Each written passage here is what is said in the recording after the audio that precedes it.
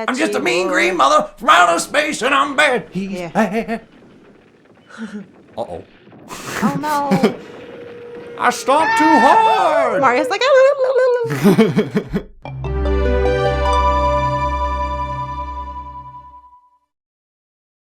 Hey poppers, and welcome back to some more of Super Mario Sunshine. Alright, so we got the basics down. Let's clean up Isle Delfino and collect some shine sprites. let's do it. Also, forgot to mention in the first episode, this is our first playthrough as a married couple. Ah! And I'm glad we picked another Mario game, which is Yes. where we started gaming cats and dogs. It is, yeah. Mario games are just fun. They really are. They're just something you can pick up and play and just have a blast with. It's very hard to describe them, but like I can just pick one up and just jump right in. They're timeless. Yeah. All right, so Down with Petey Piranha is our next episode. Poor Petey. So Petey Piranha has actually appeared in another Mario game that we've done. Do you remember which? It's okay if you don't. Maybe when we actually get to him, you'll recall. I think wasn't it Partners in Time? That is correct. Yep. Petey Piranha was also in Partners in Time, but this was his debut. He first appeared in Super Mario Sunshine. Super Mario Sunshine. Woohoo! Alright, so in the last episode when we got our first shine sprite in Bianco Hills. Oop, hang on. There we go. That's what I want. You can slide on the water. Slide on down. It's like a slip and slide, yo. Slide to the right. But in the first episode, we cleaned up the goop to reveal the road to the windmill. Okay. Now we got to get to the top of the windmill and take down Petey Piranha. There's still some goop around though because Shadow Mario never rests. Shadow Mario is always causing mess. Shadow Mario never sleeps.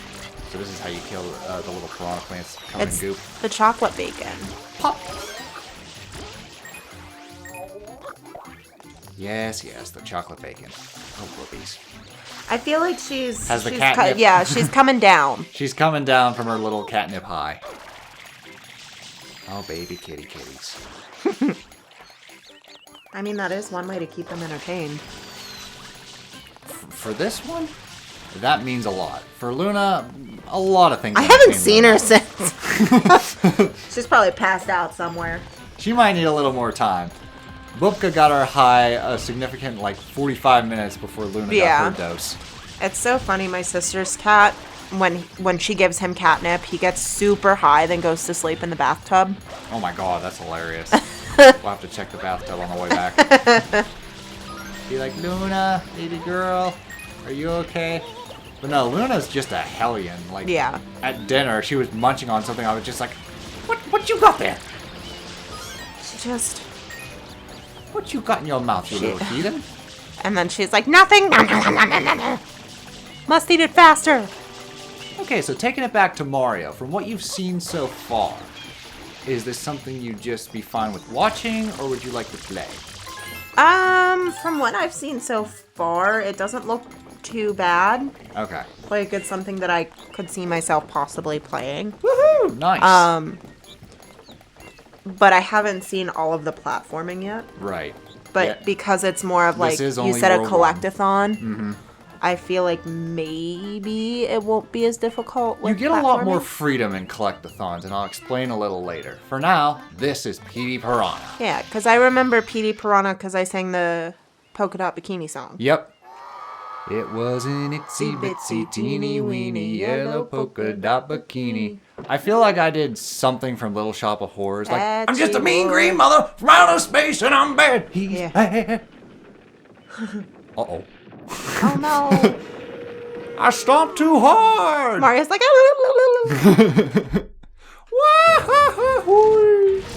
Mamma mia. I wonder what Mario would sound like with the goofy. Did you ever hear those yells? Yeah. He used to do in the old cartoons. Every time he falls off of something. Alright, so how you beat Petey Piranha, stay away from him for one. But basically, he's going to inhale and spit out some sludge. But if you fill him with water...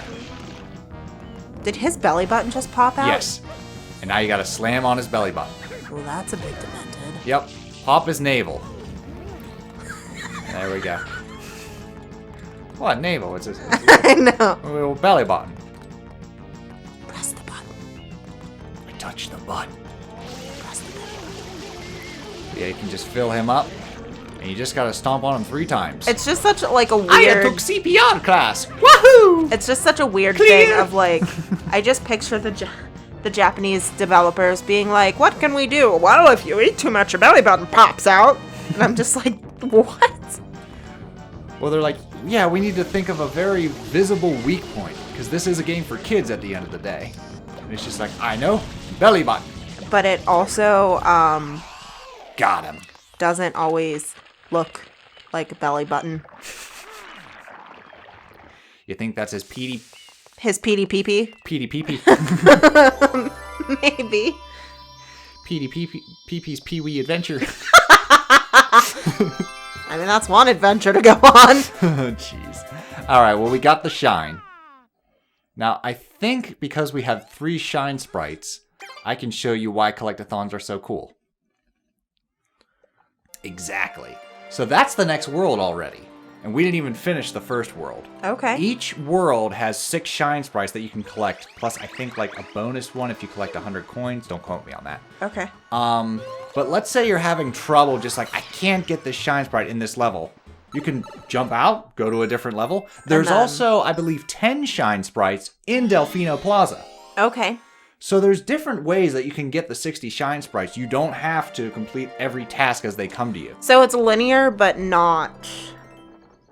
It's a mix. Entirely. Like, there is a structure, but there's a lot of freedom in how you tackle that structure. You can go out of order a little bit. You can experiment. And that's why I really like collectathons. Mario 64, I think, is the best because from the get-go, you can kind of switch what your first... You don't have a choice of what your first world is, but you do have a choice of what your first star is. Okay. And once you get 1 star, 2 more levels open up. So Then you get more stars and more levels open up. So you really have a lot of freedom in how you want to complete the game. And once again, I think just 70 stars gets you to Bowser, whereas I think it's like 100 is like 100% of the game. Gotcha. So like you don't have to collect everything to reach the end credits. So it's not like an actual platform where it's just like, you gotta beat this level or you're not finishing the game. Right. So that's where I think like you'll have fun with games like Mario Sunshine, A Hat in Time, Banjo-Kazooie, Super Mario 64, and so on and so forth. Alright, so this mission is the Secret Cave. And when I go into this cave, this is where I'm going to reveal the not so pleasant parts of Mario Sunshine. Okay. To where platforming is actually pretty tricky. Is this the Mario Overcast? What do you mean by that? Like sunshine? Oh, okay. Overcast. The Mario Overcast. Yeah, that is a good way to put it. I think I found the name of the episode. This is the Mario Overcast. Super Mario Overcast. Ouch! I watched that happen. She didn't let go, dude. She like held on for a good like 5 seconds. So, Booby has a hard time showing love, and she will often just bite you while she purrs. I nibble when I care. Oh my god, her little teeth. Oh, She's doing it to you too. she's so cute. Yes, yes, yes. Well, now that she likes me, I can, like, touch her face, and she doesn't run away. So I've been, like, pulling up her little lips to see her teeth. Right. Oh, damn it. So a nice little trick in Super Mario Sunshine that I'm going to teach you that is more of do as I say, not as I do. Okay. Because it's easier said than done. But you want to jump from like the middle of a platform. Don't jump from the edge. Usually when you try to jump from the edge, there's a chance Mario will kind of like Overshoot? skip. No, Okay. he'll kind of like, as you're trying to jump, he won't actually leave the platform. He'll like, He'll stutter. wah! Okay. He'll stumble and fall. That can be see, it just happened there. Whereas if you jump, there we go. I saved myself. That's why I like the hover nozzle. Because if you miss a jump, you can use the hover nozzle to save yourself. And get right back. Cause it's alright and it's coming on. We're gonna get right back to where we started from. Wahoo! Okay, a little further up. Oh, but what I was saying, I do that to all the animals, mainly to check their teeth, also because it's fucking adorable. A little column A, a little column B. All right, there's my cave. So pay attention, because this has been known to piss people off. Oh! Mario! Welcome to the challenge rooms. You do not have flood. Oh. So you have to get the shine, and it's all about pure platforming. Yeah. I think the one nice thing about it is when you go to these levels, the music is do do do do do do do do, and I'm not exaggerating. It is a cappella of the Mario theme. Okay. So people are going da do ba da ba do ba da do do do do do do do do. I can dig it. So, like, it's one of those moments where Nintendo's very crafty with this. The music's so pleasant, it kind of cancels out the rage you're feeling in the moment with the gameplay. To where you're just like, son of a bitch! Well, at least the music's nice. Look at how small he looks. He's like, I'm hauling ass. Like. Alright, right in the middle. See? That's what happened. I didn't jump from the middle. Too bad. And when you die, you start at the start of the challenge. Unless you get a game over, then it kicks you out of the level. Okay. Yeah. But what's nice is that if you're careful, you can also go for an extra 1-up. And the 1-ups will keep respawning after you die. So, like, you can kind of like, keep yourself in a loop so long as you get that 1-up. Careful. But, yeah. So, this is the source of my anxiety as a child. Yeah. Just be like, easy. Mario! Mario! What are you doing? Sometimes he flips when I don't want him to flip. Easy. Love looking at him hauling ass over there. It's just great. Whew. Okay, see? There's my 1-up mushroom. Okay.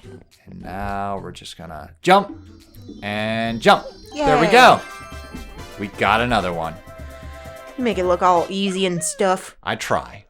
But there are parts of this game that are very, let's just say, close to boring his blob difficult. Okay. But again, they're parts. Yeah. It's on me to be like, I'm going for that shine sprite, and the game's like, all right. Are you now? Whereas, like, it's not keeping me from beating the game. Right.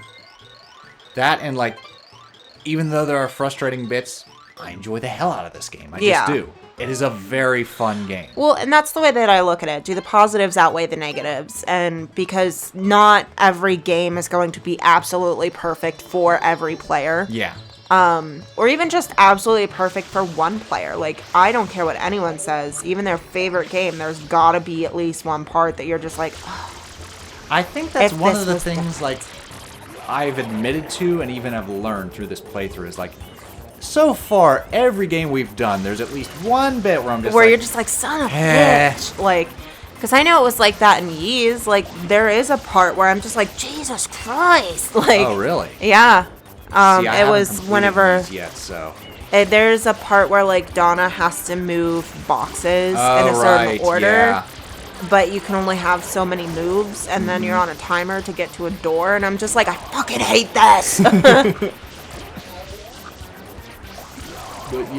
But yeah, so long as the positives outweigh the negative, I think that's what Oh, counts yeah. at the end, because every game's gonna have just its I forget what it's called, like perks and dips or something like that. Yeah. High points and low points. It's normal. Yeah. All right, I think we got him this time. And that one. Yes. All right, you ready to see the next world? Let's do it. And then again, that doesn't mean we're done with Bianco Right. Hills. We'll be coming back to Bianco Hills. But I figured to spice it up and to show you how much freedom you have, let's check out the second world while it's available. Excuse me. That's so 90s looking. Like the M. Yeah. Well, I mean, this was like right at the start of 2000, so technically this game was in development during the late 90s. During the 90s. Yeah. Because Mario games average like, I think 3-year development, maybe to like 2 years. Okay. Zelda's can take anywhere from like 4 to 6. Yeah. Well, I mean, the amount of detail and everything Yeah. was just insane. It's that Nintendo polish, as I like to say. Because it was like that with Origami King. So like this is that Ricco Harbor. looked beautiful. Yeah. So Welcome to Ricco Harbor. Gooper First episode. blooper. Yep, Gooper Blooper breaks out. Okay. So yeah, one of the fun things about Mario Sunshine, which should be a given, is it's all based around the island. Around like beach themed, there's harbors, there's hills. It's all sunshiny. There's not going to be a snow level. There's not going to be a desert level or anything like that. So it's not your typical Mario where it's just like grass level, desert level, water level. It has to be a little bit more creative. Yeah, it's all cohesive. It's all built around Isle Delfino. And I think they do a pretty good job. There's 8 worlds total. This is the second world. And for some reason that M's not cleaning the way it should. Maybe. There we go. Gotta apply a bit more water pressure. You gotta scrub a little with the elbow grease.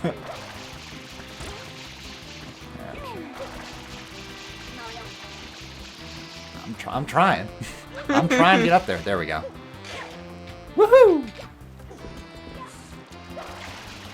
But not only that, but we can ignore the arrows and kind of like do our own way because Mario physics are quite freeing.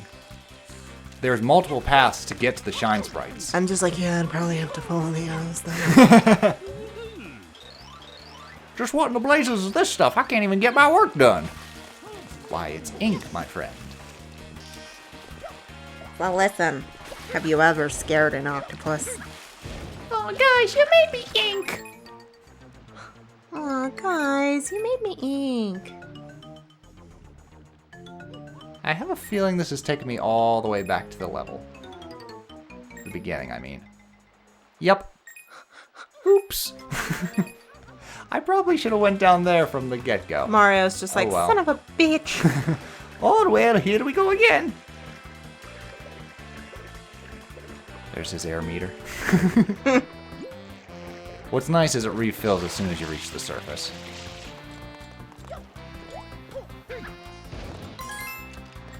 Blue coin? Look at that.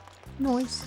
So that raccoon that I was talking to earlier, for every 10 blue coins I give him, he gives me 1 shine sprite. Okay. So 10 blue coins is equivalent to 1 shine sprite. I'm going to give him 1 at the start, and then I think I'm going to wait until the very end, and then we're just going to cash them all in. But I'm just going to show you 1 as a sample of just like, hey, this is what this does. Because, like, that's another thing. Let's say you're not that good at completing the missions, but you can find blue coins. Yeah. Well, that's another shine sprite, and again, all you need is 60 to beat the game. So there's a lot of forgiveness Yeah, here. it does sound like but it it's is, also like, hey, if that's too easy for you, there's then, an extra yeah, challenge. then do this. And that's why I really enjoy collectathons, because, like, it kind of tries to appease to everybody. Yeah. It appeases to the casual. It appeases to someone that just wants to do the bare minimum. Right. And it appeases to the completionist.